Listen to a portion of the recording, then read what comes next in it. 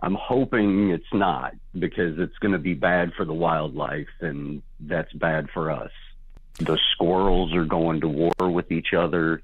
They're digging up the entire neighborhood. This is kind of alarming. So you come in and you say this, and you call in and you say, hey, this is an observation I've made. There's a bunch of people saying 80% of my garden failed.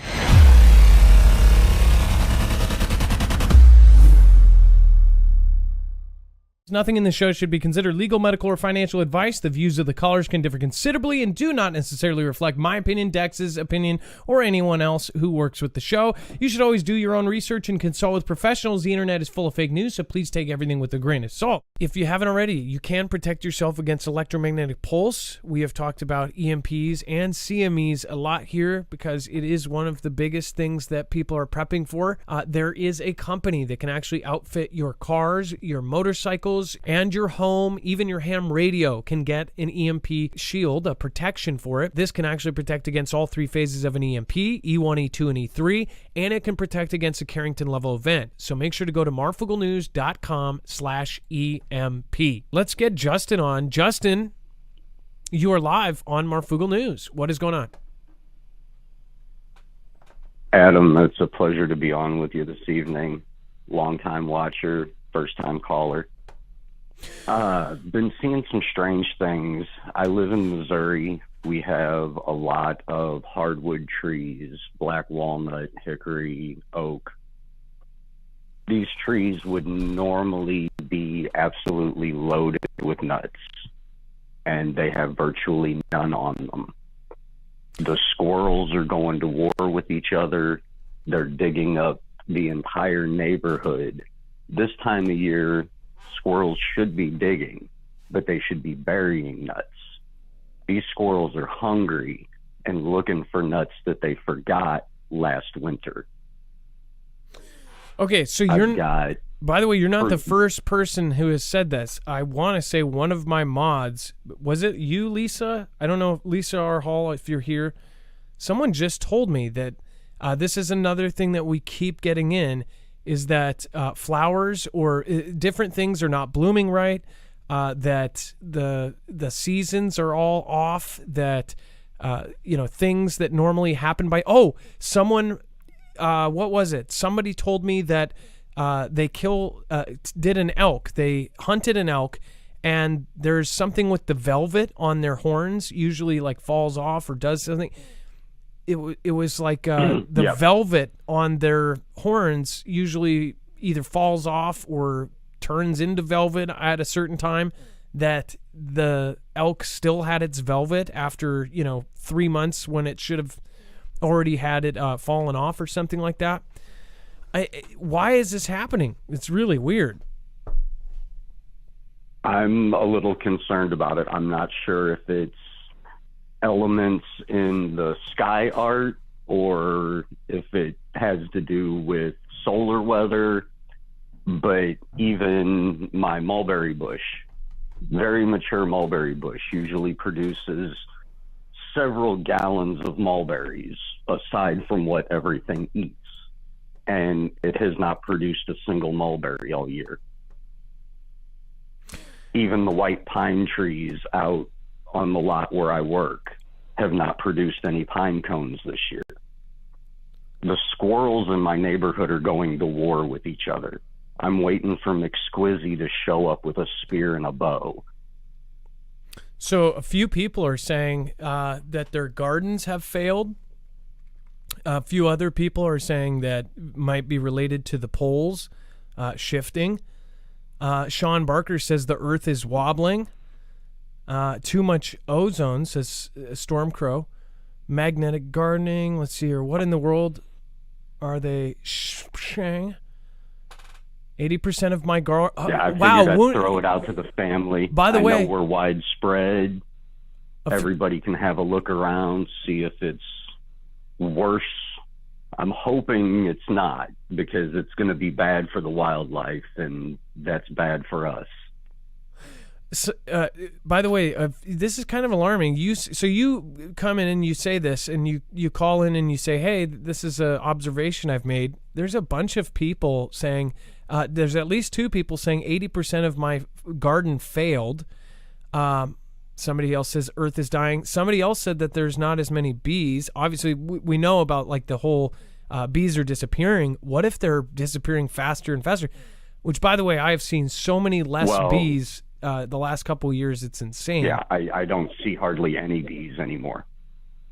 No plums this year, says Shannon Terrell. Nuts roll downhill, come to Florida and see. Yeah, well, that's Florida. We're talking about actual trees and things, not people. Just kidding. Florida. Yeah, it's just something that I've really been paying attention to the last couple weeks. It's got me kind of concerned because, like I said, the squirrels here, they're already starving. And there's a lot of them because we have a lot of hardwood trees. So if anybody in chat said that, can you please say it again so that we'll make sure even if the chat turns off that they'll be able to see it? I turned the chat on so you could see it on the video. There are so many comments about people seeing similar things. That's really alarming. Justin, very good observation. Yeah, I was afraid it was more widespread. Yeah, that's freaky. Now, have you seen the episodes where I've talked about the insect, the windshield theory? Do you know about that? Oh, absolutely. I've seen every video you've put out since probably your 4th or 5th one. Oh, thank you, Justin. Well, so the windshield theory, just to explain to anybody, there's a bunch of new people here tonight, is essentially people around the world, and this is really freaky. They're seeing less flying bugs, and the windshield theory is essentially people have been driving for a long time, especially truck drivers, drive across the United States, and usually you have so many bugs hit your windshield or your car, which I bet most of you probably know. Like when you looked at the front of your car, you had all these bugs smushed into your paint, and you always want to wipe them off pretty fast because they can actually hurt your paint. Well, that's been happening a lot less. And it turns out they've done studies, and you will see. You can type in almost every city, every country, and they'll say that there is the insects are disappearing. If you type this in right now, insects are disappearing, you can put any city and you'll find some sort of study that goes that actually pops up. Let me see if this insect apocalypse, the campaign to save bugs from extinction. Earth's insect population shrinks to 27%. That's insane. Go ahead. Yeah, I work in an auto shop, and part of our service is when somebody comes in wanting an oil change, we also clean their windshield. And that particular job over the last 4 or 5 years has gotten a lot easier because every day cars would come in loaded with bugs on the windshield. Now you almost never have the trouble of cleaning bugs off a windshield.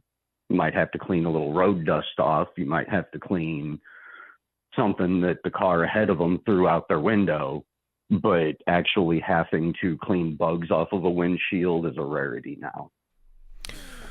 Well, Justin, very interesting observation. I'm glad that we were able to show others too. There are so many people commenting right now. We have nearly 4,000 in chat, and there's a ton of people from all over the country and possibly even the world. I saw a couple people that I know live in Australia.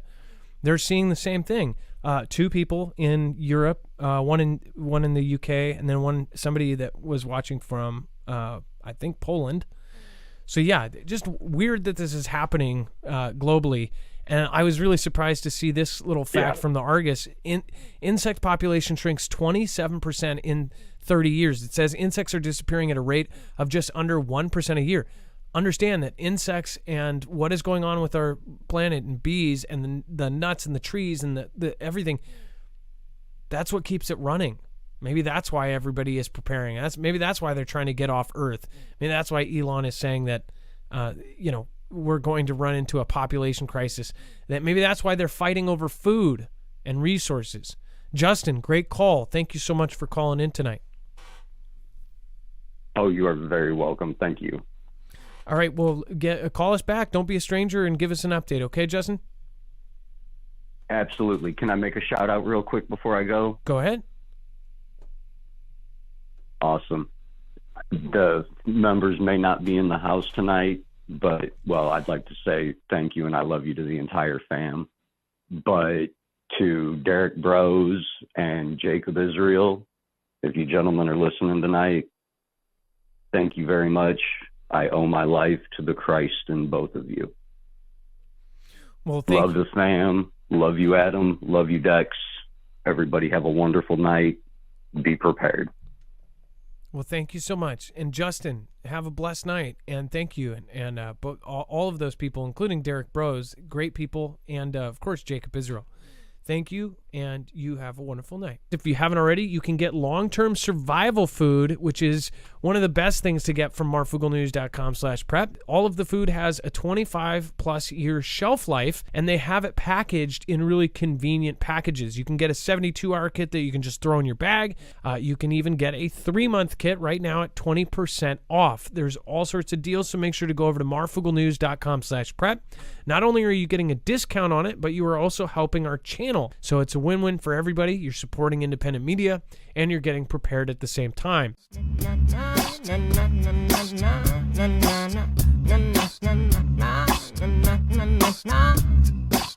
Feed the haters to the alligators. Your way or the highway, see you later. B.O.D. is the homie and Mr. Vader. If it wasn't for you, I would never made it. Whole city's covered by the cremated. Now they listen to what we were saying. Doesn't matter if the manufacturer or created. But now